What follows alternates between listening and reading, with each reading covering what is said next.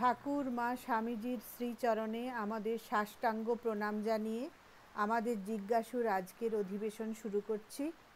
প্রথমেই আমরা পূজনীয় মহারাজ স্বামী জ্ঞানসারানন্দজি মহারাজকে আমাদের সবার সশ্রদ্ধ প্রণাম নিবেদন করি। মহারাজ আমাদের শ্রী শ্রী রামকৃষ্ণ লীলা প্রসঙ্গ থেকে পাঠ ও ব্যাখ্যা করবেন। আর আমরা আমাদের অনুষ্ঠান আজকে শুরু করব সোমার একটা গান দিয়ে। সোমা, হ্যালো। হ্যাঁ, স্পিকার করে দাও। করুণা পাথার জননী আমার, এলে মা করুণা করিতে। করুণা পাথার জননী আমার, এলে মা করুণা করিতে। তাপিতের তরে নরদেহ ধরে, অশেষ যাতনা সহিতে, এলে মা করুণা করিতে।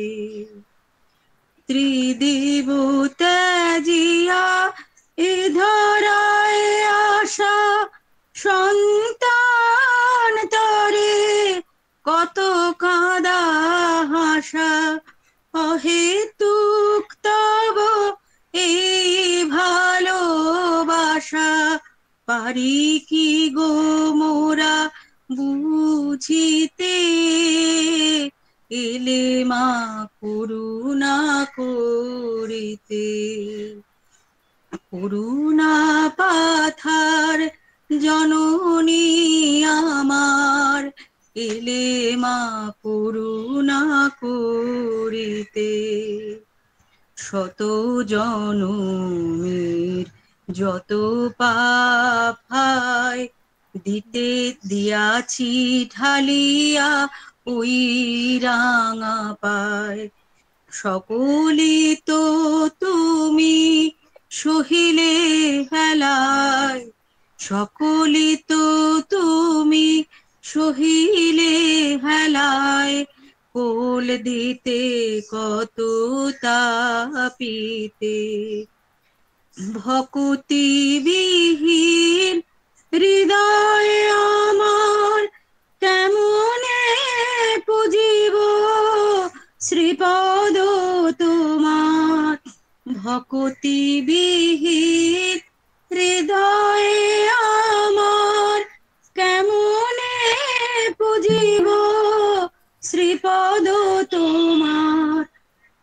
নয়ন ভরিয়া দাও প্রেম ধার, পদ পঙ্কজ ধোয়াতে, এলে মা করুণা করিতে।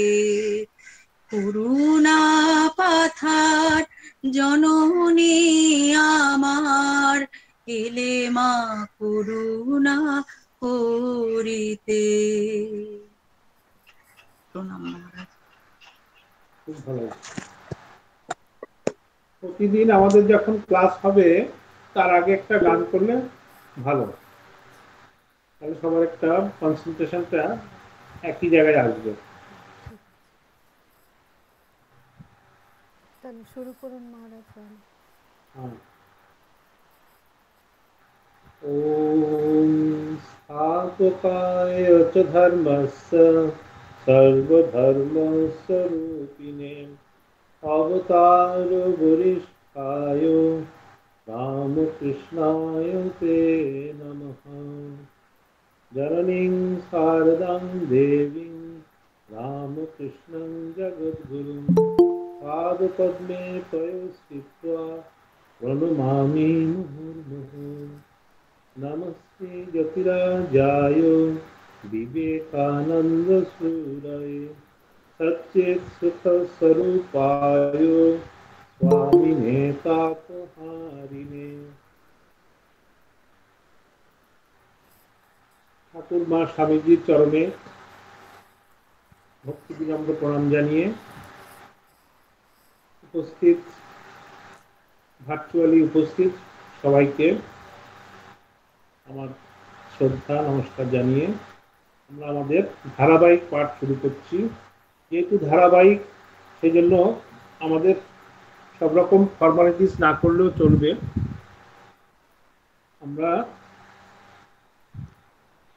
আগের দিন আমরা পড়েছিলাম যে লীলা প্রসঙ্গের যে হিস্টোরিক্যাল ব্যাকগ্রাউন্ড, যে ঐতিহাসিক পটভূমিকা সম্বন্ধে আমরা আলোচনা করেছিলাম। কোন কোন পরিস্থিতিতে লীলা প্রসঙ্গ লেখা হয়েছে, কেন লেখা হয়েছে, এসব নিয়ে আমরা সংক্ষেপে আলোচনা করেছিলাম। এবং একটু পাঠওয়ার্ক মনে হয় আমরা শুরু করেছিলাম। অবতারণিকা, পূর্বকথা ও বাল্য জীবন, অবতারণিকা আমরা শুরু করেছিলাম। তো এগুলি বলেছি, আমাদের বইটি, লীলা প্রসঙ্গ বইটি খুবই, যে ভাষা, মানে ক্লাসিক্যাল ল্যাঙ্গুয়েজ, একদম সাধু ভাষায় লেখা, শরৎ মহারাজের শুদ্ধ ভাষায় লেখা। মানে একটু খুব খেয়াল করে না পড়লে বুঝতে একটু অসুবিধা হয়। আর প্রথম যে টপিকটা রয়েছে অবতারণিকা, ইন্ট্রোডাকশন, যেটা, এটাও একটু আরো বেশি কঠিন। তো আমাদের মানে নিরস লাগবে, কিন্তু যখন পরবর্তীতে আমরা যখন একটু এগিয়ে যাব, অবতার সম্বন্ধে আলোচনা হবে বা ঠাকুরের বাল্য জীবন সম্বন্ধে আলোচনা হবে, তখন আমরা আস্তে আস্তে আমরা নিরসের মধ্যে সহজ খুঁজে পাবো। তারপরে আমরা ভেবেছিলাম যে পুঁথি থেকেও একটু পাঠ করবো, এর সাথে যে মানে যে একই কনটেক্সটে, তখন আমাদের আরো বেশি ভালো লাগবে। প্রথম একটু বেশি মানে ছোটমোটো লাগছে, তো আস্তে আস্তে এগিয়ে যাবো।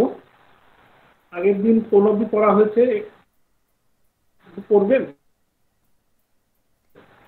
হ্যাঁ, আগের দিন ওই মহাপুরুষ সকলের ভারতে প্রতিনিয়ত জন্মগ্রহণই এইরূপ ঐরূপ কারণ ওইটা হয়েছিল প্রথম পাতা। হ্যাঁ, মহারাজ আপনার একটু মনে হয় একটু নেটওয়ার্কটা ডিস্টার্ব আসছে, একটু কেটে কেটে। হ্যাঁ, ঈশ্বরের প্রত্যক্ষ দর্শনে আপনার কথাগুলো কথা কেটে যাচ্ছে। হ্যাঁ হ্যাঁ হ্যাঁ, হ্যালো, হ্যাঁ হ্যাঁ, কথা কেটে যাচ্ছে একটু। এখন শোনা যাচ্ছে কি? কেটে যাচ্ছে, একটু কেটে যাচ্ছে। আচ্ছা, এক মিনিট।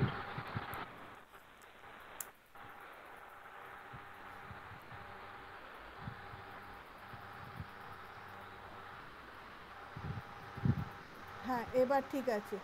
এখন শোনা যাচ্ছে? হ্যাঁ, শোনা যাচ্ছে। হ্যাঁ, আচ্ছা, আমাদের অসুবিধা হলে বলবেন, কথা শোনা গেলে বলবেন। আমাদের অবতরণিকার প্রথম পাতার শেষ প্যারাগ্রাফ থেকে আজকে হবে শ্রী ভগবানের দর্শন লাভ, ওইখান থেকে। ওটা সোমা আমাদের পড়বে বলেছে। সোমা, হ্যাঁ, তো আমাদের যে হেডিংসটা হচ্ছে ঈশ্বরের প্রত্যক্ষ দর্শনের উপরে ভারতের ধর্ম প্রতিষ্ঠিত, উহার প্রমাণ। হ্যাঁ, এই এক প্যারাগ্রাফ পড়বে তো প্রথমে। হ্যাঁ হ্যাঁ হ্যাঁ, সোমা,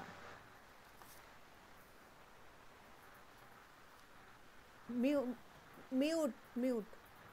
ঈশ্বরের প্রত্যক্ষ দর্শন ওইখান থেকে শুরু করছি। হ্যাঁ, শ্রী ভগবানের দর্শন লাভের উপরেই যে ভারতের ধর্ম প্রতিষ্ঠিত, একথা সহজেই অনুমিত হয়।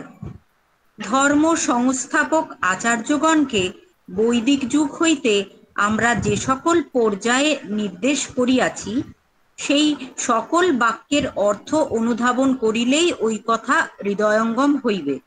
যথা, ঋষি, আপ্ত, অধিকারী বা প্রকৃতি লীন পুরুষ ইত্যাদি। অতীন্দ্রিয় পদার্থের সাক্ষাৎকার লাভ করিয়া অসাধারণ শক্তির পরিচয় প্রদান করিয়াছিলেন বলিয়াই যে তাঁহারা ওই সকল নামে নির্দিষ্ট হইয়াছিলেন একথা নিঃসন্দেহ। বৈদিক যুগের ঋষিগণ হইতে আরম্ভ করিয়া পৌরাণিক যুগের অবতার প্রতিহিত পুরুষ সকলের প্রত্যেকের সম্বন্ধেই পূর্বোক্ত কথা সমভাবে বলিতে পারা যায়। হ্যাঁ, তো প্রথমেই বলছেন যে শ্রী ভগবানের দর্শন লাভের উপরেই যে ভারতের ধর্ম প্রতিষ্ঠিত।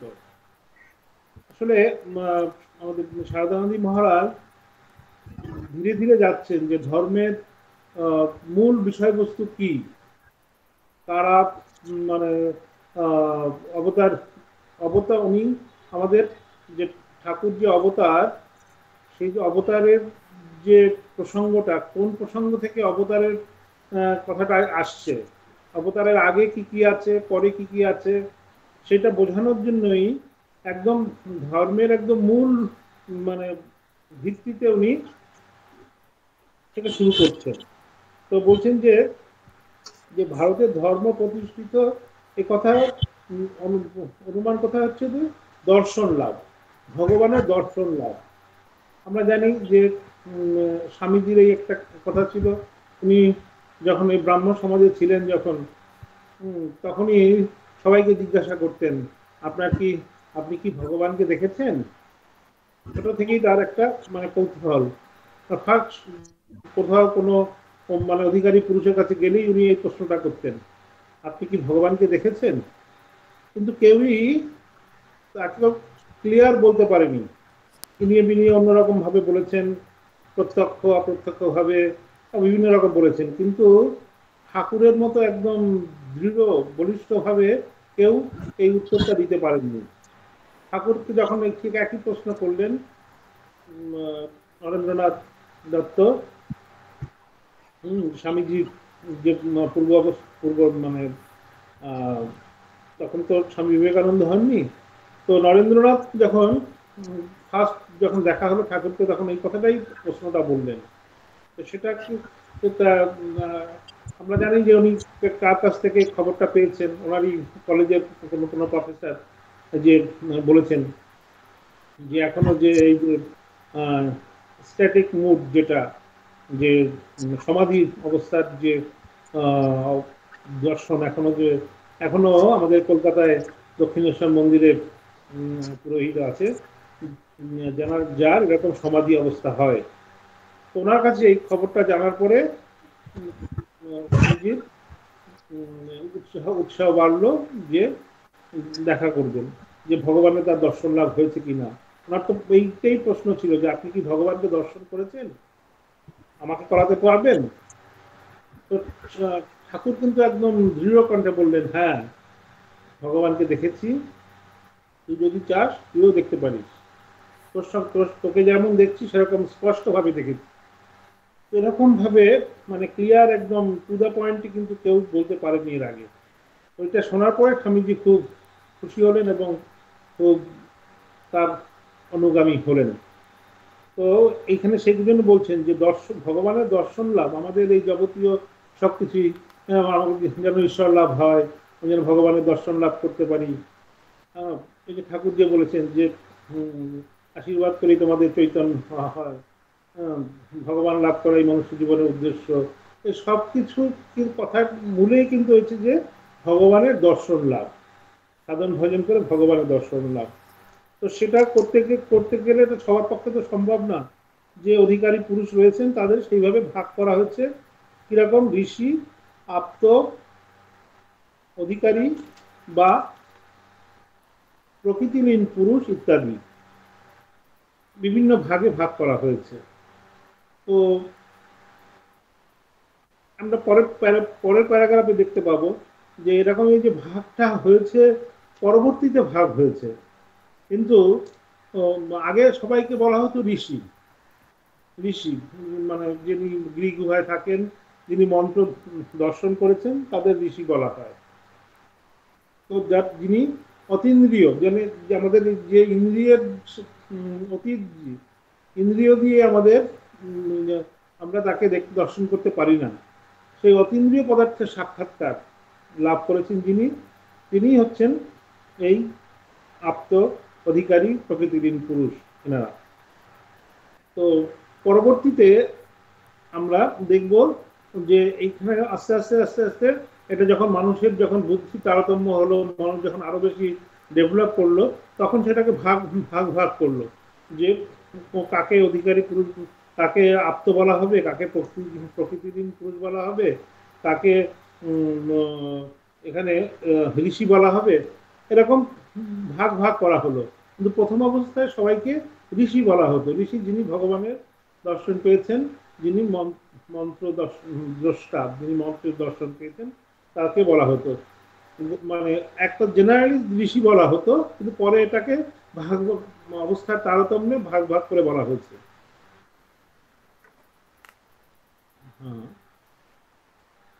বৈদিক যুগে ঋষিগণ হইতে আরম্ভ করিয়া পৌরাণিক যুগের অবতার পতিত পুরুষ সকলের প্রত্যেকের সম্বন্ধেই পূর্বোক্ত কথা সমভাবে বলিতে পারা যায়। ঠিক কথা, যে যতই যারাই আমাদের রয়েছেন অবতার পুরুষ যারা রয়েছেন, তাদের সবারই কিন্তু মানে ঈশ্বর দর্শন হয়েছে, ভগবানের দর্শন হয়েছে। দর্শন না না পেয়ে কেউ, ঠাকুরের কথা আছে না, চাপরাস, চাপরাস না পেয়ে কিন্তু কেউ কিছু ধর্ম সম্বন্ধে তাদের কোনো বক্তব্য, তাদের কোনো যে বিবৃতি দেননি। তো চাপরাস সবাইকেই পেতে হয়েছে। সে চাপরাসটা কি না, ভগবানের সাক্ষাৎকার হয়েছে, ভগবান তারা লাভ করেছেন। পরের প্যারাগ্রাফটা পড়ুন, তারা আরো ভালো করে বোঝা যাবে। আবার বৈদিক যুগের ঋষি যে কালে পৌরাণিক যুগে ঈশ্বর অবতার বলিয়া পরিগণিত হইয়াছিলেন, এ কথা বুঝিতে বিলম্ব হয় না। বৈদিক যুগে মানব কতকগুলি পুরুষকে ইন্দ্রিয়াতীত পদার্থ সকল দর্শন করিতে সমর্থ বলিয়া বুঝিতে পারিলেও তাহাদিগের পরস্পরের মধ্যে ওই বিষয়ের শক্তির তারতম্য উপলব্ধি করিতে না পারিয়া তাহাদের প্রত্যেককে একমাত্র ঋষি পর্যায়ে নির্দেশ করিয়াই সন্তুষ্ট হইয়াছিল। কিন্তু কালে মানবের বুদ্ধি ও তুলনা করিবার শক্তি যত বৃদ্ধি প্রাপ্ত হইল, ততই সে উপলব্ধি করিতে লাগিল ঋষিগণ সকলেই সমশক্তি সম্পন্ন নহেন। আধ্যাত্মিক জগতে তাহাদিগের কেহ সূর্যের ন্যায়, কেহ চন্দ্রের ন্যায়, কেহ উজ্জ্বল নক্ষত্রের ন্যায়, আবার কেহ বা সামান্য খদ্যোতের ন্যায় দীপ্তি প্রদান পূর্বক জ্যোতিষ্মান হইয়া রহিয়াছেন।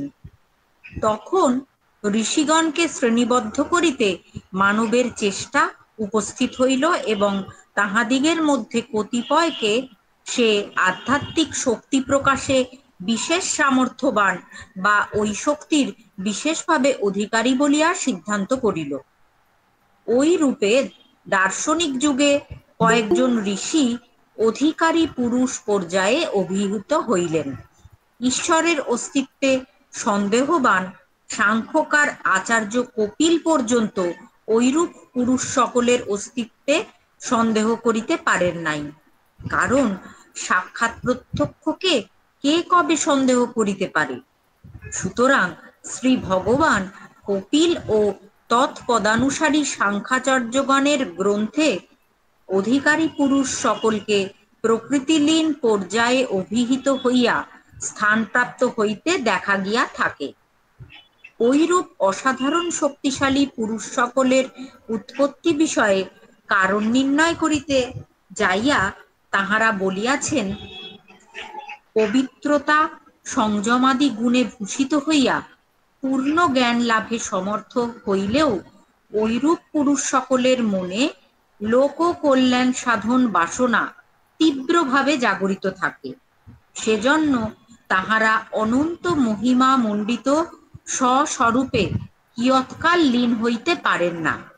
কিন্তু ওই বাসনা বলে সর্বশক্তিমতী প্রকৃতির অঙ্গে লীন হইয়া তাহারা তাহার শক্তিসমূহকে নিজ শক্তিরূপে প্রত্যক্ষ করিতে থাকেন এবং ওই রূপে স্বরৈশ্বর্য সম্পন্ন হইয়া এক কল্পকাল পর্যন্ত অশেষ প্রকারে জনকল্যাণ সাধনপূর্বক পরিণামে স্বস্বরূপে অবস্থান করেন। প্রকৃতিলীন পুরুষ সকলের মধ্যে শক্তির তারতম্যানুসারে সাংখ্যাচার্যগণ আবার দুই শ্রেণীর নির্দেশ দিয়াছেন, যথা কল্পনিয়ামক ঈশ্বর ও ঈশ্বরকোটি। তো এখানে আমরা যেটা বললাম যে পরবর্তীতে শুধু ঋষির মধ্যে আবদ্ধ থাকলো না, যে ঋষিদের যে মানে শক্তির তারতম্য অনুসারে তাদের নামও, তাদের ভিতরে শ্রেণীভেদ করা হলো, তাদের নামও বিভিন্ন রকমের নাম দেওয়া হলো। তো সাংখ্য সাংখ্য অনুসারে, সাংখ্য দর্শন যেটা আছে আমাদের, সেটা অনুসারে এখানে পুরুষ আর প্রকৃতি এই দুই পর্যায়ের কথা বলা হলো। পুরুষ প্রকৃতি, আমরা যদি গীতার 13 অধ্যায় দেখি, ক্ষেত্র ক্ষেত্রজ্ঞ যেটা আছে ওটা একই। এটা সাংখ্য যোগে বলছেন যে সাংখ্য দর্শনে বলছেন পুরুষ প্রকৃতি, আর এখানে বলছেন গীতাতে আমরা বলছেন ক্ষেত্র ক্ষেত্রজ্ঞ। তো সেখানে এই যে ভাগ করা হয়েছে যে প্রকৃতিলীন পুরুষ, অধিকারী পুরুষকে প্রকৃতিলীন পর্যায়ে অভিহিত করা হয়েছে। এই প্রকৃতিলীন মানে কি? প্রকৃতি কাকে বলছে, পুরুষ কাকে বলছে, অধিকারী পুরুষ বা শুধু পুরুষদের কাদের বলছে? তো সেটা জানার জন্য আমাদের গীতার আমরা 13 অধ্যায় থেকে কয়েকটি শ্লোক আলোচনা করব, তাহলে আমরা এটা আরো ভালো বুঝতে পারবো। গীতাতে বলেছেন, প্রকৃতিং পুরুষঞ্চৈব বিদ্ধনাদি উভাবপি বিকারাংশ গুণাংশৈব বৃদ্ধি প্রকৃতি সম্ভবান। কার্যকরণ কর্তৃত্বে হেতু প্রকৃতি উচ্যতে, পুরুষম সুখ দুঃখানম ভক্তিত্বে হেতু উচ্যতে। পুরুষ প্রকৃতিস্থ হি ভুঙ্ক্তে প্রকৃতিজান গুণান কারণম গুণসংঘর্ষ সদস্য যোনি জন্মসু।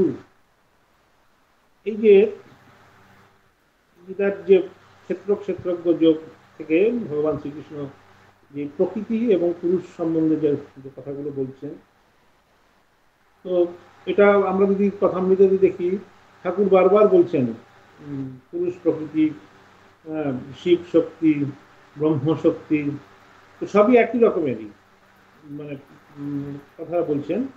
তো সেক্ষেত্রে কিন্তু আমাদের জানতে হবে যে পুরুষ প্রকৃতি কাকে বলে। তো বলছে, পবিত্রতা সংযমাদি গুণে ভূষিত হইয়া পূর্ণ জ্ঞান লাভে সমর্থ হইলেও ঐরূপ পুরুষ সকলের মধ্যে লোককল্যাণ সাধন বাসনা তীব্রভাবে জাগরিত থাকে। অধিকারী পুরুষের ভিতরে যখন যে লোককল্যাণ করব মানে যখন একটা বাসনা থাকে, তখন তার ভেতরে প্রকৃতির যে স্বরৈশ্বর্য গুণ সেগুলো চলে আসে। তো আমরা যদি দেখি যে ঠাকুরের কথাতেই আছে যে ঠাকুর একটু এটাকে অন্যভাবে বলছেন। তিনি বলছেন যে কখনো শিব ও শক্তি বা কালী, কখনো রাম ও সীতা, কখনো শ্রীকৃষ্ণ ও রাধা, এই পুরুষ ও প্রকৃতি সম্বন্ধে যেটা আমাদের গীতাতে ক্ষেত্র ক্ষেত্রজ্ঞ সম্বন্ধে বলা হয়েছে, তেমনি ঠাকুর এইভাবে বলছেন, প্রকৃতি পুরুষের সংযোগে সকল পদার্থের উৎপত্তি, এই কথা ঠাকুর বলেছেন। তবে তিনি প্রকৃতি পুরুষ শব্দ ব্যবহার না করিয়া অন্য শব্দ ব্যবহার করেছেন। তিনি বলছেন, শক্তি না থাকলে শুধু শিবের কার্য হয় না। যেমন মাটিতে কোনো গড়ন হয় না, জল চাই তবে গড়ন হয়। শশধর তর্ক চূড়ামণিকে ঠাকুর বলছেন কি, দেখবে পুরুষ ও প্রকৃতি দুই আমি, তারপর তা থেকে আরো এক থাক নেমে আলাদা আলাদা পুরুষ ও আলাদা আলাদা প্রকৃতি হলেন। পুরুষ আর প্রকৃতি ছাড়া আর কিছুই নাই। নারদ বলেছিলেন, হে রাম, যত পুরুষ দেখতে পাও সব তোমার অংশ, আর যত স্ত্রী দেখতে পাও সব সীতার অংশ। এই যে যে সীতার অংশ, রামের অংশ, এটা বলছেন। তো এই যে পুরুষ আর প্রকৃতির মধ্যে যদি আমরা দেখি যে পুরুষ কিন্তু যখন যখন কোনো কার্য করেন তখন কিন্তু প্রকৃতি, পুরুষ হচ্ছে দ্রষ্টা, তিনি মানে সাক্ষী স্বরূপ। আমি প্রেমেশানন্দজির একটা সুন্দর গল্প কথা আছে, উনি এক জায়গায় বলছেন, গীতা সার সংগ্রহতে উনি এক জায়গায় বলছেন যে খুব সুন্দর একটা উপমা দিয়েছেন। এই যে ক্ষেত্রজ্ঞ, যে আমাদের ভেতরে যে পুরুষ প্রকৃতি এসব যা রয়েছেন তার ভেতরে সেটা বোঝাতে গিয়ে উনি এটা বলছেন যে মনে করো কোনো একটা যে একটা নির্জন ঘরের মধ্যে একটা একটা ঘড়িকে রেখে দেওয়া হয়েছে। ঘড়িটা কি করছে, tick tick tick tick tick tick tick করে প্রত্যেকটা সেকেন্ডে সে সময় দিচ্ছে। তো হঠাৎ করে কি দেখা গেল, একটা উপরে একটা ছাদের একটা চাই ভেঙে ঘড়িটার উপরে পড়লো, ঘড়িটা ভেঙে গেল, ঘড়িটার কাজটা বন্ধ হয়ে গেল। কিন্তু আমরা যদি এটা যে ঘড়ির মধ্যে কোনো প্রাণ নেই, সেই জন্য তো সে কোনো চিৎকার করতে পারলো না, সে কিছু বলতে পারলো না, কেউ কিছু বুঝতে পারলো না যে ঘড়িটা ভেঙে গেছে বা তার কার্য শেষ হয়ে গেছে। কিন্তু যদি আমাদের আমাদের যে মনুষ্য শরীরে কোনো একটু কিছু লাগলেই আমরা করে বসি, কেন করেছি? আমাদের ভেতরে সেই চৈতন্য রয়েছে, সেই পুরুষ রয়েছে, যে যিনি মানে কাজ করছেন না, কিন্তু তার উপস্থিতিতেই সব কাজ হচ্ছে। তো ঠাকুর এটাও মানে ব্যাখ্যা করে বলছেন যে কোনো বিয়ে বাড়িতে বা কোনো কোনো অনুষ্ঠান বাড়িতে কর্তা মশাই বিভিন্ন রকমের ইনস্ট্রাকশন দিচ্ছেন, বিভিন্ন রকমের বুদ্ধি দিচ্ছেন বা ইনস্ট্রাকশন দিচ্ছেন, দিয়ে তিনি গড়গড়িতে নল টানছেন, মানে তামাক খাচ্ছেন চুপচাপ বা বসে, তিনি বসে ছটফট করছেন না। আর গিন্নি তিনি চারিদিকে সব ঘুরে ঘুরে সব কাজ করছেন, সবাইকে মানে অভ্যর্থনা করছেন, সবাইকে সেবা যত্ন করছেন, পরিবেশন করছেন, মাঝে মধ্যে এসে কর্তার কাছে এসে কি করতে হবে না করতে হবে সেটা এসে বলে যাচ্ছেন, কর্তা মাথা নাড়ছেন। তো ঠাকুর সুন্দরভাবে ওটা উপমা দিয়েছেন যে পুরুষ প্রকৃতির যে মানে পার্থক্য, যে একজন হচ্ছে সাক্ষী স্বরূপ, তিনি তার উপস্থিতিতে সব কাজ হচ্ছে কিন্তু তিনি নিজে লিপ্ত হচ্ছেন না।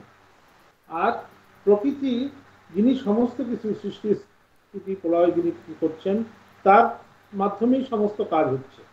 কিন্তু যদি পুরুষ না থাকে তাহলে কিন্তু প্রকৃতি নিস্তেজ হয়ে যাবে।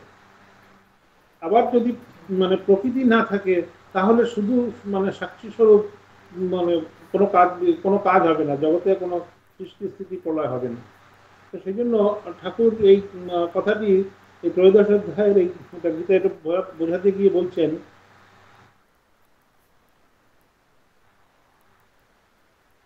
এটা ঠাকুরের শরীরের মধ্যে এই যে প্রকৃতিলীন পুরুষ যেটা বলছেন, ঠাকুরেরকে আমরা কিন্তু প্রকৃতিলীন পুরুষ বলতে পারি। ঠাকুরের ভেতরে একই পুরুষও আছে, প্রকৃতিও আছে। সেটার একটা খুব অদ্ভুত একটি মানে ঘটনা আছে, যার মধ্যে আমরা এটা মানে ব্যাখ্যা করে বলতে পারি একটা প্রামাণ্য হিসাবে, যে ঠাকুর প্রকৃতিলীন, প্রকৃতির যে সরৈশ্বর্য, যে তিনি পুরুষ, অধিকারী পুরুষ, কিন্তু লোক কল্যাণের জন্য তিনি প্রকৃতির যে বিভিন্ন ঐশ্বর্য সেটা তিনি নিজের ভেতরে আরোপ করলেন। তো ঠাকুরকে বলা হচ্ছেন যে তিনি শিব শক্তি যুগপৎ বিরাজমান, তার যে পূর্ণ শরীরে শিবের এবং শক্তির দুটোই রয়েছে, পুরুষ প্রকৃতি দুটোই কাজ করছেন। তো প্রকৃতিলীন পুরুষ আমরা ঠাকুরকে দেখলে, ঠাকুরের জীবনী পড়লে আমরা বুঝতে পারি। যেমন যে উদাহরণটির কথা বললাম আমরা যদি চোখ বন্ধ করে কল্পনা করি যে ঠাকুর সেই দক্ষিণেশ্বরে সেই ঘরটিতে রয়েছেন তার উত্তর পূর্ব দিকে বারান্দায়, উত্তর পূর্ব দিকে উত্তরের দিকে যে বারান্দাটা আছে সেখানে তিনি পায়চারি করছেন, একবার যাচ্ছেন একবার আসছেন, একবার যাচ্ছেন একবার আসছেন। আর ঠিক উল্টো দিকে যেখানে কুঠি বাড়ি, এখনো কুঠি বাড়ি বলে, ঠাকুরের একটা মূর্তি আছে ভেতরে, দোতলা যে বাড়িটা, ওইখানে মথুর যদি যানবাজার থেকে রানী এবং মথুরনাথ এলে তারা ওই বাড়িতে থাকতেন, সেই জন্য ওটাকে কুঠি বাড়ি বলে, এখনো ওই কুঠি বাড়ি নামই পরিচিত।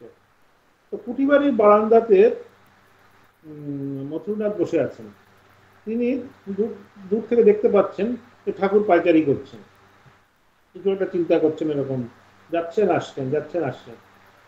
তো হঠাৎ করে দেখতেন ঠাকুর যখন যাচ্ছেন তখন দেখতে পাচ্ছেন মা কালী, মন্দিরের মা কালীর রূপটা। আবার যখন ফিরে আসছেন তখন দেখছেন শিবের রূপ। এই বারবার এরকম দু তিনবার দেখাতে উনি মানে একদম বিহ্বল হয়ে গেলেন। ভাবলেন কি আমার কি কোনো হ্যালুসিনেশন হলো, আমার কি কোনো ভ্রম হলো, করে উনি আবার চোখটা একটু মানে করে নিলেন যে আমি ভুল দেখছি না তো, দেখছি না সবই একই জিনিস বারবার দেখছেন।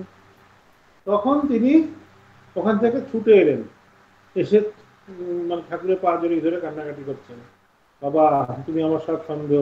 এর আগে তাকে অনেক রকমের মানে সন্দেহ করেছেন, বিভিন্ন রকমের পরীক্ষা করেছেন, এখানে নিয়ে গেছেন ওখানে নিয়ে গেছেন, হ্যাঁ, কিন্তু ওই দৃশ্য দেখার পরে মথুরের সমস্ত সন্দেহ, সমস্ত যে মানে তার যে ভ্রম সেসব কেটে গেল।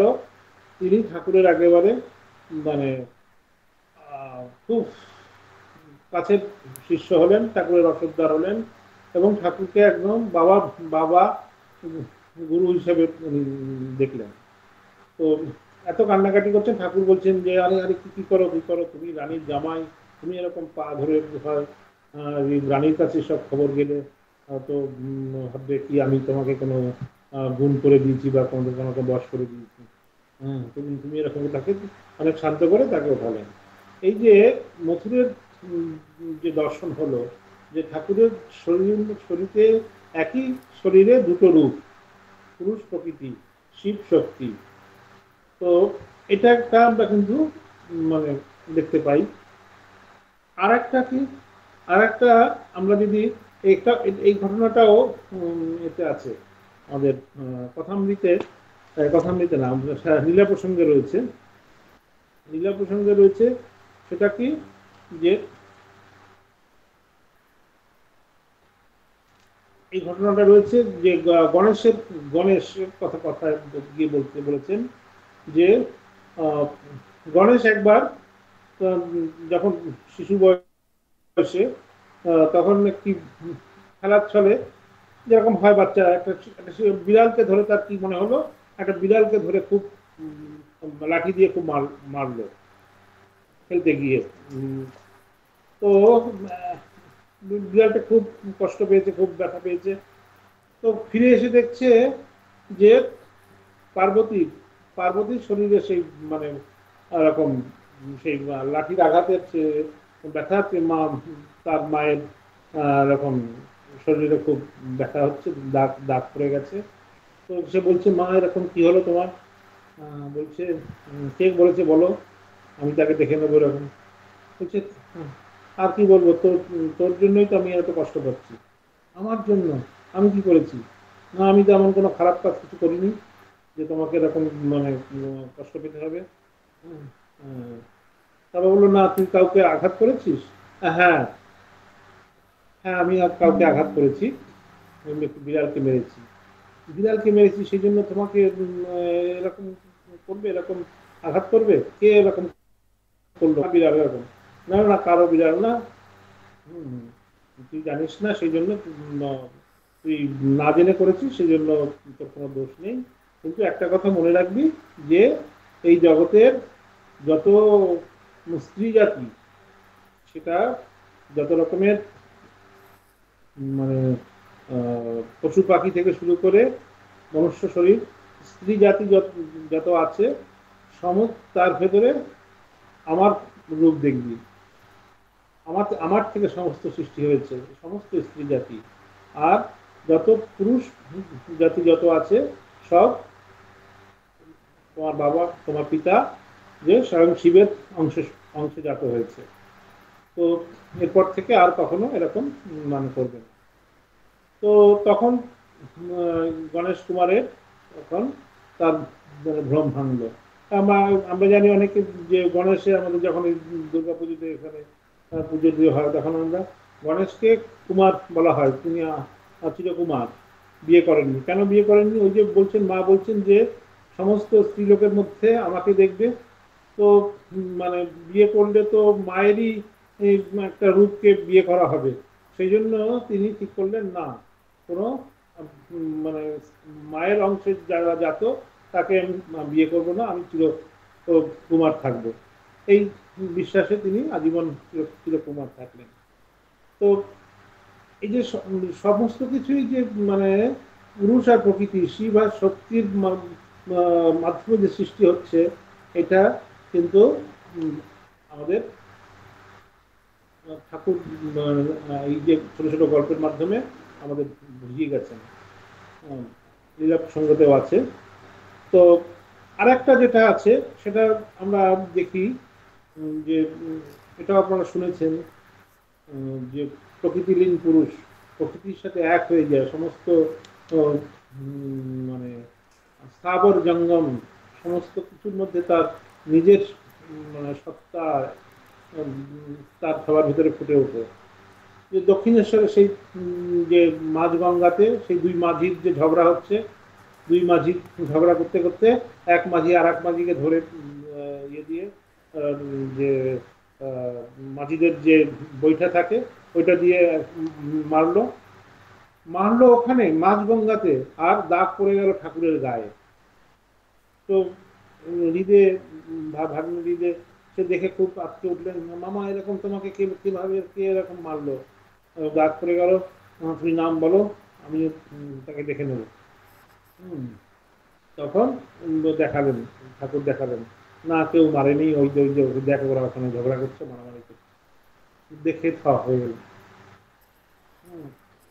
এই যে যে আমরা যে পার্বতীর শরীরের যে যে আঘাত যে কথাটি বলা হলো, আর ঠাকুরও সেই যে পুরুষ প্রকৃতি তার ভেতরে একই হয়েছে, যে প্রকৃতি লীন হয়ে গেছে উনি, সেই জগতের সমস্ত যে শক্তি, সমস্ত যে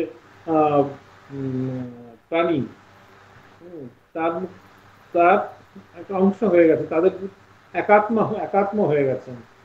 ওখানে ওখানে মাঝিকে মারলো কিন্তু সেটা লাগলো ঠাকুরের গায়ে, ঠাকুর কষ্ট পেলেন, সেটা তার নির্দিষ্ট দাগ রয়েছে, পিঠের দাগ দেখা যাচ্ছে যেরকম।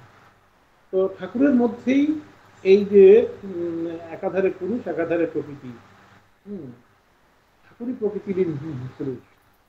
তো আবার দেখা যাচ্ছে যে দক্ষিণেশ্বরে ঘাসের উপরে সবাই ঘাস মারিয়ে যাচ্ছে, যখন ঘাস মারিয়ে যাচ্ছে তখন ঠাকুরের গায়ে লাগছে। আহা, ওদের বল না, ওদের বলো যে যেন ঘাসের উপর দিয়ে যেন না যায়।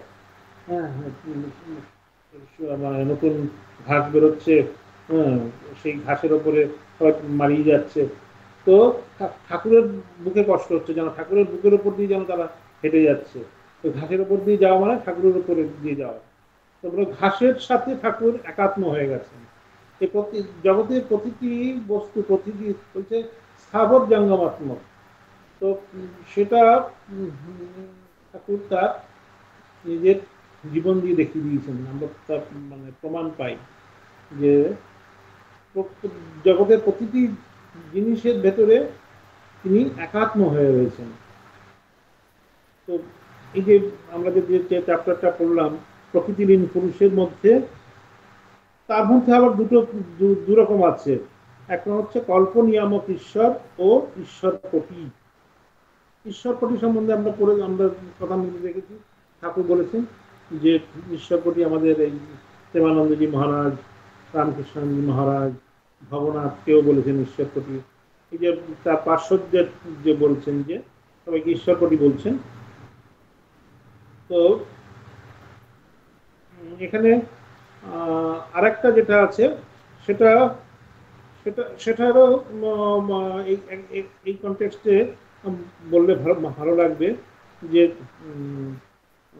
গণেশের গণেশের কথা বলতে গিয়ে আরেকটি যে শিব শক্তির এই যে অংশ সেটা আরেকটি যেটা আমরা পাই সেটা বলবো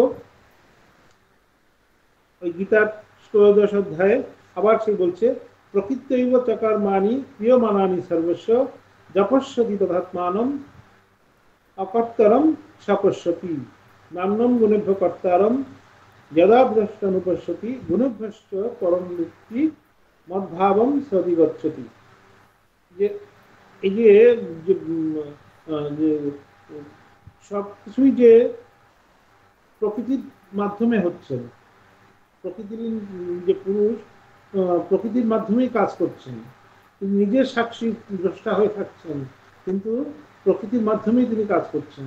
আবার এই প্রকৃতির যে সরৈশ্বর্য গুণ সেটা নিজের শরীরে আরোপ করে তিনি জগতের লোক কল্যাণ করছেন, লোকের উপকার করছেন, লোকের তাদের পাশে থাকছেন, তাদের সুখ দুঃখের কথা বলছেন।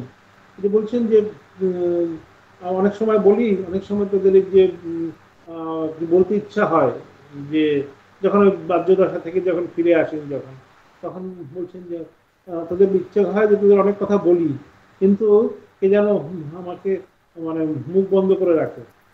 এই যে গুচ্ছ কথা সেটা মানে মা বলতে দিতে চান না। চান না কেন? যে যদি অধিকারী না হয় তাহলে এসব শুনে তারা বুঝতে পারবে না। সেই জন্য ঠাকুর চাইছেন বলতে, ঠাকুর চাইছেন ভক্তদের কাছে সেগুলো বলতে, কিন্তু মা বলতে দিচ্ছেন না। তো আর একটা প্যারাগ্রাফ পড়া যাবে? হ্যাঁ, আবার গানের অর্ডার আছে একটা, হ্যাঁ। গানের একটা অনুরোধ আছে। হ্যাঁ, এটা পড়ুন তারপরে হবে। দার্শনিক যুগের অন্তে ভারতে ভক্তিযুগের বিশেষভাবে আবির্ভাব হইয়াছিল। বেদান্তের তীব্র নির্ঘোষে ভারত ভারতী তখন সর্বব্যক্তির সমষ্টিভূত এক বিরাট ব্যক্তিত্ববান ঈশ্বরে বিশ্বাসী হইয়া কেবলমাত্র অনন্য ভক্তি সহায়ে তাহার উপাসনায় জ্ঞান এবং যোগের পূর্ণতা প্রাপ্তি বিষয়ে শ্রদ্ধাবান হইয়াছে। সুতরাং সাংখ্য দর্শনোক্ত কল্পনিয়ামক ঈশ্বরকে তখন নিত্য শুদ্ধ বুদ্ধ মুক্ত স্বভাব বিশিষ্ট বিরাট ব্যক্তিত্ববান ঈশ্বরের আংশিক বা পূর্ণ প্রকাশে পরিণত করিতে বিলম্ব হইল না। ওই রূপেই পৌরাণিক যুগে অবতার বিশ্বাসের উৎপত্তি এবং বৈদিক যুগের বিশিষ্ট গুণশালী ঋষির ঈশ্বরাবতারত্বে পরিণতি অনুমিত হয়। অতএব স্পষ্ট বোঝা যায় অসাধারণ আধ্যাত্মিক শক্তিসম্পন্ন পুরুষ সকলের আবির্ভাব দর্শনেই ভারত ক্রমে ঈশ্বরাবতারত্বে বিশ্বাসবান হইয়াছিল এবং ঐরূপ মহাপুরুষ সকলের অতীন্দ্রিয় দর্শন ও অনুভবাদির উপরেই ভারতীয় ধর্মের সুদৃঢ় সৌধ ধীরে ধীরে উত্থিত হইয়া তুষারমণ্ডিত হিমাচলের ন্যায় গগন স্পর্শ করিয়াছিল। ঐরূপ পুরুষ সকলকে ভারত মনুষ্য জীবনের সর্বোচ্চ উদ্দেশ্য লাভে কৃতার্থ জ্ঞান করিয়া আপ্তসংজ্ঞায় নির্দেশপূর্বক তাহাদিগের বাণীসমূহে জ্ঞানের পরাকাষ্ঠা দেখিয়া বেদ শব্দে অভিহিত করিয়াছিল। এই যে আস্তে আস্তে আস্তে আস্তে সহজানন্দ মহারাজ এই অবতার যে অবতার পুরুষের যে গুণাবলী সেই দিকে আসছেন। অবতার অবতার কি করে এলো, অবতার বিশ্বাসের উৎপত্তি কোথায়, ঋষিদের কি বলছেন বৈদিক যুগের বিশিষ্ট গুণশালী ঋষির ঈশ্বর অবতারত্বে পরিণতি অনুমিত হয়। এই যে যে আপ্ত তারপরে যে প্রকৃতিহীন পুরুষ এনাদের থেকেই আস্তে আস্তে অবতার বাদে উন্নীত হবে। পরপর এই জন্য ক্রমানুসারে সারদানন্দ মহারাজ ওয়ান বাই ওয়ান স্টেপ করে দেখাচ্ছেন যে এনাদের ভেতর থেকেই এর পরবর্তীতে যখন আরো মানে পিউরিফিকেশন, আরো পিউরিফাই হবে, আরো ফিল্টার হবে, তখন অবতার তাদেরকেই বলা হচ্ছে এই ঋষিদের ভিতর থেকে, ঋষিদের যারা মানে জ্ঞানের পরাকাষ্ঠা দেখিয়া বেদ শব্দে অভিহিত করিয়াছিলেন। এই যারা বেদ যে মন্ত্রদ্রষ্টা, বেদ যারা দর্শন করেছেন, তাদের যারা বেদ যারা রচনা করেছেন, তাদের ভিতর থেকেই অবতার সম্বন্ধে ধারণা আস্তে আস্তে আসবে। তো আমরা এখানে একটি যে পুরুষ প্রকৃতি আজকে আমাদের আমাদের মেইন যেটা ছিল, এরপরে আমরা অবতার বিশ্বাস, অবতারের মানে নিয়ে বলবো, গুরু নিয়ে বলবো পরের ক্লাসে। আজকে আমাদের যে টপিক ছিল সেটা হলো অধিকারী পুরুষ আর হলো প্রকৃতিলীন পুরুষ।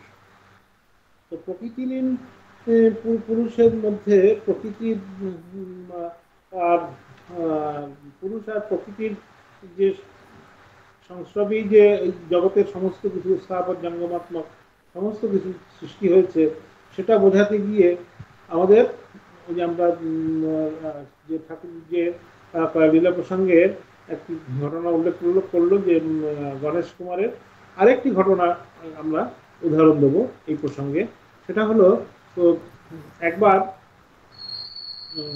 পার্বতী, মা পার্বতী বলছেন গণেশ কুমারকে আর আমাদের কার্তিক কুমারকে যে তোমরা এই যারা এই পৃথিবী প্রদক্ষিণ করে আসতে পারবে তাকে আমি আমার এই বহুমূল্য যে রত্ন শোভিত যে মালা, হ্যাঁ, সেই মালা আমার তোমাকে আমি আশীর্বাদ হিসেবে দান করব। যে আগে দর্শন করে প্রদক্ষিণ করে আসতে পারবে, সমস্ত পৃথিবী দর্শন প্রদক্ষিণ করে আসবে, তাকে দেবো। তো শুনে কার্তিক কুমার একটু মানে একটু স্মিত হাসি, একটু ব্যঙ্গ হাসি করছেন গণেশ কুমারকে দেখে। গণেশ কুমার তো ওই আমার মতোই একটু নতুষ্ট, তো দেখে তো ভাবছেন এ তো পারবি না, আর এর বাহন হচ্ছে ইঁদুর, কি করে প্রদক্ষিণ করবে, আমার তো হচ্ছে ময়ূর, আমি জলদি প্রদক্ষিণ তাড়াতাড়ি প্রদক্ষিণ করে আসবো। তো এইটা তার ভেবে তিনি একটু ব্যঙ্গ হাসি হেসে তিনি তার যাত্রা শুরু করলেন আগে থেকে। আর গণেশ কুমার তিনি একদম ধীর স্থির, তিনি অত হড়বড় করলেন না। তিনি বুঝলেন যে এই যে মানে পুরুষ প্রকৃতি, এই যে শিব আর শক্তি, এই যে জগৎ, এই আমাদের দুজনকে দিয়ে এই জগৎ সৃষ্টি। তো আস্তে আস্তে উঠে গণেশ কুমার এই দুজনকে বসেছিলেন, এই দুজনের চারিদিকে একবার প্রদক্ষিণ করে এসে তাদের বন্দনা করলেন, তাদের প্রণাম করে তাদের বন্দনা স্তুতি করতে লাগলেন। তো অনেক পরে কার্তিক ফিরে আসার পরে দেখলেন যে গণেশ কুমার আগে বসে আছে। তো ভাবলেন যে কি হলো এটা, তো মার দিকে তাকালেন। মা তখন পার্বতী দেবী, মা গণেশকে ওই মালা আশীর্বাদ স্বরূপ তার গলায় পরিয়ে দিলেন। তো কেন দিলেন, যে এই গণেশ কুমারের মানে তার যে সিদ্ধিদাতা গণেশ বলে, তার ভেতরে সেই জ্ঞান হয়েছিল, কিন্তু তিনি বুঝতে পেরেছেন যে পুরুষ প্রকৃতির মাধ্যমে এই জগৎ সৃষ্টি হয়েছে, আলাদা করে আমার জগৎ প্রদক্ষিণ করার বিশ্ব ব্রহ্মাণ্ড আমার প্রদক্ষিণ করার দরকার নেই, এনাদের প্রদক্ষিণ করলেই আমার সমস্ত কিছু প্রদক্ষিণ করা হবে। এই বুঝে তিনি ওই মানে মা বাবাকে প্রণাম মানে প্রদক্ষিণ করলেন। তো সেটা তার যে জ্ঞান হয়েছে, এই জ্ঞান বুঝতে পেরে তিনি মায়ের কাছ থেকে এই আশীর্বাদ স্বরূপ ওই রত্ন শোভিত মালাটি উনি পেলেন। তো এই যে আমাদের প্রকৃতি, এতে বুঝতে হবে যে আমাদের যে জগৎ সৃষ্টি, আমাদের আমরা বিভিন্ন রূপে জগতের প্রত্যেকটি বস্তুকে আমরা দেখি, কিন্তু ওই যে প্রত্যেকটি বস্তুই, প্রত্যেকটি স্ত্রী জাতির প্রত্যেকটি মানে পার্বতীর অংশে জন্ম, সীতার অংশে জন্ম। এখানে ঠাকুর খুব সুন্দর বলেছেন, ঠাকুর খুব সুন্দর একটি কথা বলেছেন, যোগমায়া অর্থাৎ পুরুষ প্রকৃতির যোগ। যা কিছু দেখছো সবই পুরুষ প্রকৃতির যোগ। শিব কালীর মূর্তি, শিবের ওপর কালী দাঁড়িয়ে আছেন, শিব সব হয়ে পড়ে আছেন, কালী শিবের দিকে চেয়ে আছেন। এই সমস্তই পুরুষ প্রকৃতির যোগ। পুরুষ নিষ্ক্রিয়, তাই শিব সব হয়ে পড়ে আছেন। পুরুষের যোগে প্রকৃতি সমস্ত কাজ করছেন, সৃষ্টি স্থিতি প্রলয় করছেন। রাধাকৃষ্ণের যুগল মূর্তিরও মানে ওই যোগের জন্য বঙ্কিম ভাব। সেই যোগ দেখানোর জন্যই শ্রীকৃষ্ণের নাকে মুক্তা, শ্রীমতীর নাকে নীল পাথর, শ্রীমতীর গৌরবরণ মুক্তার ন্যায় উজ্জ্বল, শ্রীকৃষ্ণের শ্যামবর্ণ, তাই শ্রীমতীর নীল পাথর। আবার শ্রীকৃষ্ণ পীত বসন ও শ্রীমতী নীল বসন পড়েছেন। মানে আমাদের যে শাস্ত্র বাক্য আর যে ঠাকুরের যে বাক্য মধ্যে কোনো বিভেদ নেই, কত সুন্দর করে ঠাকুর বলছেন। আবার বলছেন নাম রূপ যেখানে সেখানেই প্রকৃতির ঐশ্বর্য। সীতা হনুমানকে বলেছিলেন, বৎস আমি এক রূপে রাম, এক রূপে সীতা হয়ে আছি, এক রূপে ইন্দ্র, এক রূপে ইন্দ্রাণী, এক রূপে ব্রহ্মা, এক রূপে ব্রহ্মাণী, এক রূপে রুদ্র, এক রূপে রুদ্রাণী হয়ে আছি। নাম রূপ যা আছে সব চিৎ শক্তির ঐশ্বর্য। চিৎ শক্তির ঐশ্বর্য সমস্তই, এমনকি ধ্যান ধ্যাতা পর্যন্ত। আমি ধ্যান করছি, যতক্ষণ বোধ ততক্ষণ তারই এলাকায় আছি। একদিন দেখালেন চতুর্দিকে শিব আর শক্তি, শিব আর শক্তির রমণ। মানুষ, জীব জন্তু, তরুলতা সকলের ভেতরেই সেই শিব আর শক্তি, পুরুষ আর প্রকৃতি। এই যে কথামৃতের পাতায় পাতায় যে মানে ঠাকুর যে শিব শক্তির কথা বলছেন, ব্রহ্মশক্তি অবেদ এইসব কথা বলছেন, সেটারই অবতারণা করতে গিয়ে সারদানন্দ মহারাজ এই যে প্রকৃতিলীন পুরুষের কথা বলছেন, যে কিভাবে প্রকৃতিলীন পুরুষ এই জগৎ কল্যাণের জন্য আবির্ভূত হয়েছেন, এবং ঠাকুরের শরীরে এই যে পুরুষ প্রকৃতির যে মানে মিলন ঘটেছে, একই দেহের যে দুই শক্তির মিলন, সেটা আমরা ঠাকুরের জীবনীতে আমরা দেখতে পাই। তো পরের দিন আমরা এরপরে করব, আমাদের তাড়াহুড়ো কিছু নেই, আমরা ধীরে ধীরে পড়বো, বিষয়টা আরো ভালো করে বোঝার জন্য অল্প অল্প করে পড়বো। বেশি তাড়াতাড়ি যাওয়ার ইচ্ছে আমার অন্তত নেই, ধীরে যাওয়াই ভালো। তো আজকে এই অবধি থাকলো, একটি গান হবে। এই গানটি আমি শুনেছিলাম প্রায় 27 বছর আগে, 27 বছর আগে। তখন আমাদের কামারপুকুর মঠের অধ্যক্ষ ছিলেন স্বামী দেবদেবানন্দজি মহারাজ। ওনার কণ্ঠে উনি কলকাতায় একটা আশ্রমে এসেছিলেন, উনি নিজে আমার টিম নিয়ে এই গানটি করেছিলেন। আমার খুব ভালো লেগেছিল, তখন আমি ওই গানটা শুনে শুনেই লিখেছিলাম, পরে করেছিলাম। তো এই গানটি করব।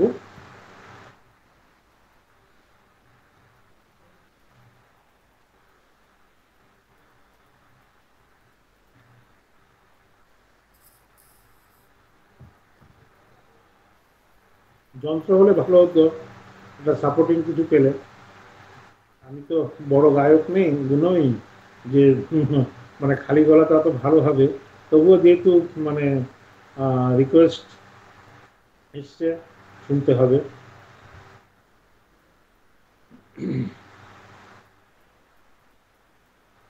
আমি সবার সাথে সকল কাজে,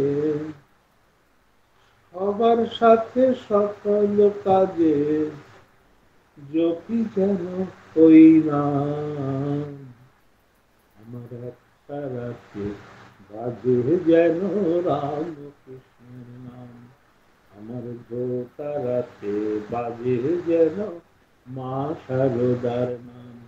আমি সবার সাথে সকল কাজে, সবার সাথে সকল কাজে জপি যেন হই নাম, আমার একটা রাতে বাজে যেন রাম কৃষ্ণের নাম, আমার দোতারাতে বাজে যেন মা শারদার নাম। যেথায় তোমার নিত্য পূজা, যেথায় তোমার ধাম, যেথায় তোমার নিত্য পূজা, যেথায় তোমার ধাম, সেই তো আমার গয়া কাশী, সেই তো আমার গয়া কাশী, সেই তো তীর্থস্থান। একটা রাত্রে বাজে যেন রামকৃষ্ণের নাম, আমার দোতারাতে বাজে যেন মা শারদার নাম। আমি সবার সাথে সকল কাজে, সবার সাথে সকল কাজে জপি যেন ওই নাম, একটা রাতে বাজে যেন রামকৃষ্ণের নাম, আমার দোতারাতে বাজে যেন মা শারদার নাম। যেথায় তোমার নিত্য পূজা, যেথায় তোমার ধাম, সেই তো বুঝি, তাই তো আজি সবার প্রিয়, তাই তো আজি সবার প্রিয় আমার পুকুর গ্রাম। একটা রাতে বাজে যেন রামকৃষ্ণের নাম, আমার দোতারাতে বাজে যেন মা শারদার নাম। যেথায় তোমার জন্মভূমি, যেথায় তোমার নাম, যেথায় যেথায় তোমার নাম, তাই তো আজি সবার প্রিয়, তাই তো আজি সবার প্রিয় আমার পুকুর গ্রাম। একটা রাতে বাজে যেন রামকৃষ্ণের নাম, আমার দোতারাতে বাজে যেন মা শারদার নাম। আমি সবার সাথে সকল কাজে, সবার সাথে সকল কাজে জপি যেন ওই নাম, একটা রাতে বাজে যেন রামকৃষ্ণের নাম, আমার দোতারাতে বাজে যেন মা শারদার নাম। পতিত পাবন হে নারায়ণ, লহ গো প্রণাম, কৃপা করে দিও তোমার, কৃপা করে দিও তোমার ওই চরণে স্থান। একটা রাতে বাজে যেন রামকৃষ্ণের নাম, আমার দোতারাতে বাজে যেন মা শারদার নাম। পতিত পাবন হে নারায়ণ, পতিত পাবন হে নারায়ণ, লহ গো প্রণাম, কৃপা করে দিও তোমার, কৃপা করে দিও তোমার, কৃপা করে দিও তোমার, কৃপা করে দিও তোমার, কৃপা করে দিও তোমার ওই চরণে স্থান। একটা রাতে বাজে যেন রামকৃষ্ণের নাম, আমার দোতারাতে বাজে যেন মা শারদার নাম। আমি সবার সাথে সকল কাজে, সবার সাথে সকল কাজে জপি যেন ওই নাম, একটা রাতে বাজে যেন রামকৃষ্ণের নাম, আমার দোতারাতে বাজে যেন মা শারদার নাম, আমার একটা রাতে বাজে যেন রামকৃষ্ণের নাম, আমার দোতারাতে বাজে যেন মা শারদার নাম।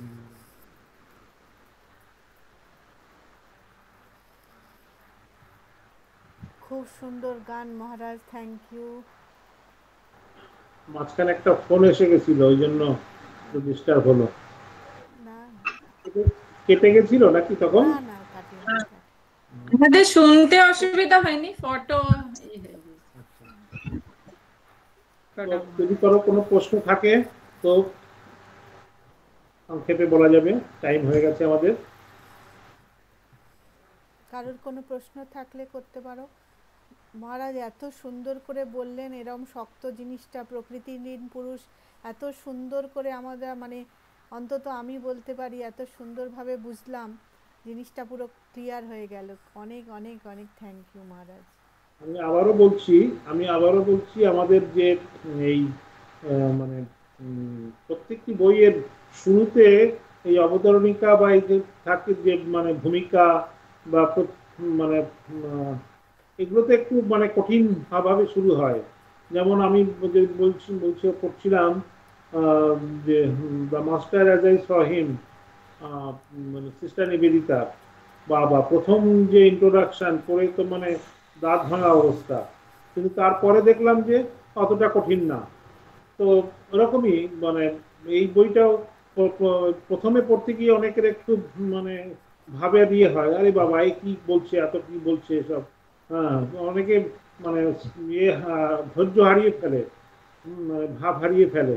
কিন্তু যত আমরা ভেতরে যাব আস্তে আস্তে তত আমরা আরো বেশি আনন্দ পাবো, আরো বেশি আমরা ঠাকুরের কথা, ঠাকুরের ভাবগুলো আরো বেশি বুঝতে পারবো। এই জন্য আমাদের এখন শুরুতে খুব ধৈর্য নিয়ে এগোতে হবে। আপনার মতো আচার্য পেলে মহারাজ আমরা ধৈর্য ধরে এগোতে আমাদের কোনো অসুবিধেই হচ্ছে না। ওই যে পরস্পরম ভাবায়ন্তু, আমরা যে আমাদের সবারই হচ্ছে ভাবটা হচ্ছে এরকম যে সৎসঙ্গ করা, সৎ চিন্তা করা, সৎ টাইমটা সৎভাবে কাটানো।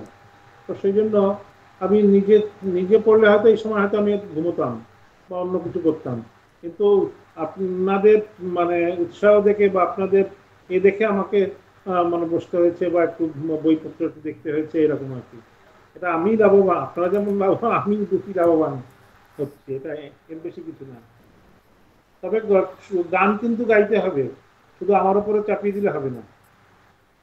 নেক্সট ক্লাসে শুরুতে গান গাইতে হবে।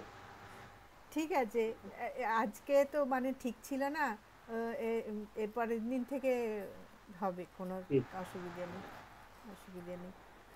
তো ঠিক আছে, আর কোনো কিছু কোশ্চেন নেই? কোশ্চেন আছে কি, কেউ কিছু বলতে চাও কি?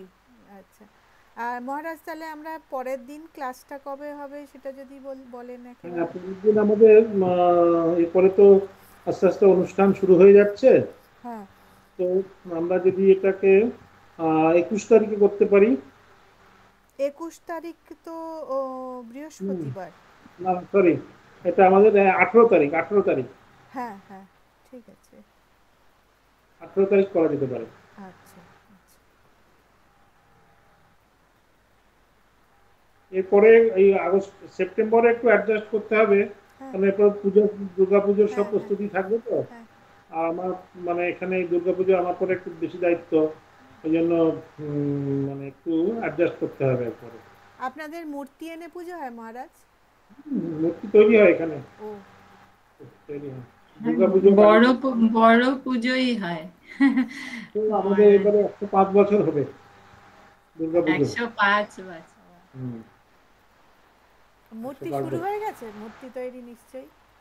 বিয়ে হবে জন্মাষ্টমী থেকে, পরে কাঠামো পুজো হবে, পরের দিন কাঠামো পুজো করতে হবে। লখনৌ মঠে অক্ষয় তৃতীয়া থেকে শুরু হয়েছে। হ্যাঁ, অনেক আশ্রমে অক্ষয় তৃতীয়া হয়, বেনারস আশ্রমে অক্ষয় তৃতীয়া থেকে হয়, অনেক আশ্রম হয়, কিন্তু ম্যাক্সিমাম আশ্রমে এই জন্মাষ্টমীতে কাঠামো পুজো হয়। অষ্টমীতে যে হয়, অষ্টমীতে কাঠামো পুজো করে মূর্তি শুরু হয় ম্যাক্সিমাম। আমার বেলুড় মঠেও ওই সময় শুরু হবে।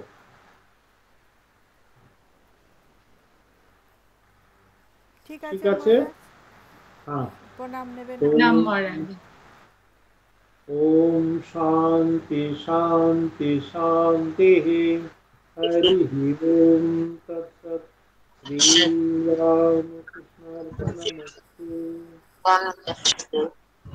প্রণাম মহারাজ। প্রণাম মহারাজ।